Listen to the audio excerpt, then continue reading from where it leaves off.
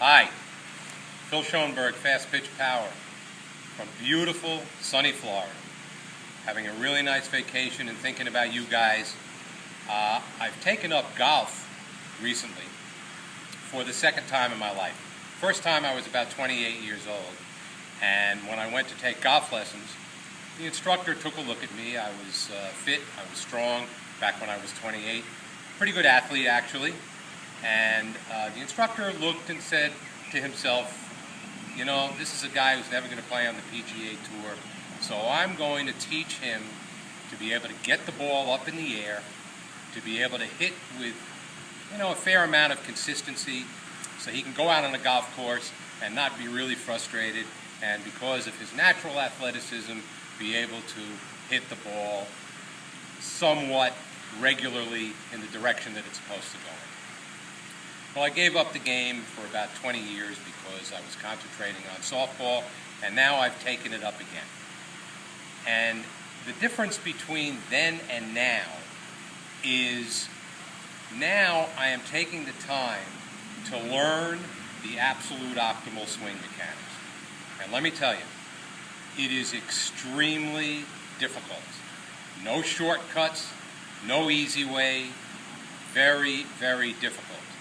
But I'll tell you this, when I hit the ball correctly, and it's all a matter of consistency and understanding the mechanics, but when I hit the ball correctly now, the difference between the way that hit feels and the way the ball travels as compared to the way I did it in the old days, the easy way, just get the ball up in the air, is like night and day.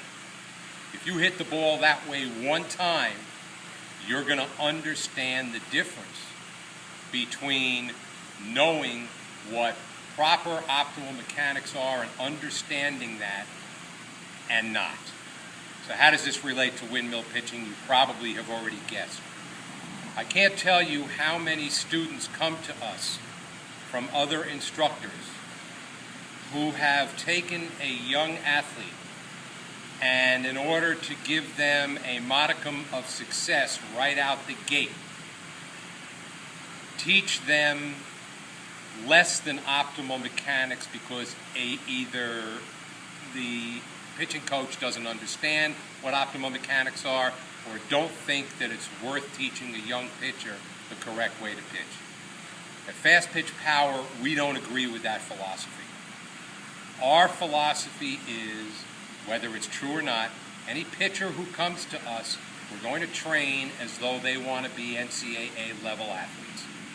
And we are going to teach them from the time they're 8, 9, 10 years old, however old they are when they come to us, however developed they are, we're going to challenge them to learn the proper mechanics right out of the gate.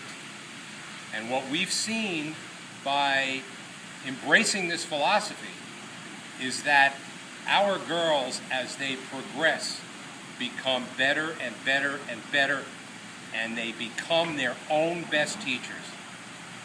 Jillian, Carly, and I are not always going to be there to bark in one of our students' ears, especially in a game or a tournament situation.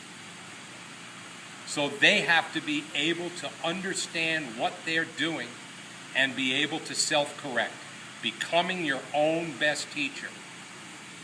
So when our girls come to us, as opposed to girls who have come to us frustrated at the age of 13 or 14, that, they seem to be okay by, hello elbow or snapping their elbow or staying square to the batter when they're delivering the ball to be able to throw strikes when they're 8 and 9 years old, at 12 and 13, they've hit a wall and they haven't progressed in 2 years. So we think, it's our opinion, that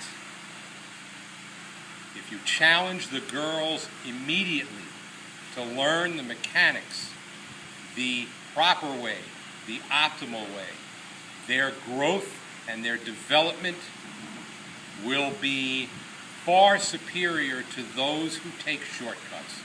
There are no shortcuts, and it is not easy. It's very difficult. But when you get it, you're going to be a better athlete, a more accomplished athlete, a more confident athlete. And for us at Fastpitch Power, that's what it's all about.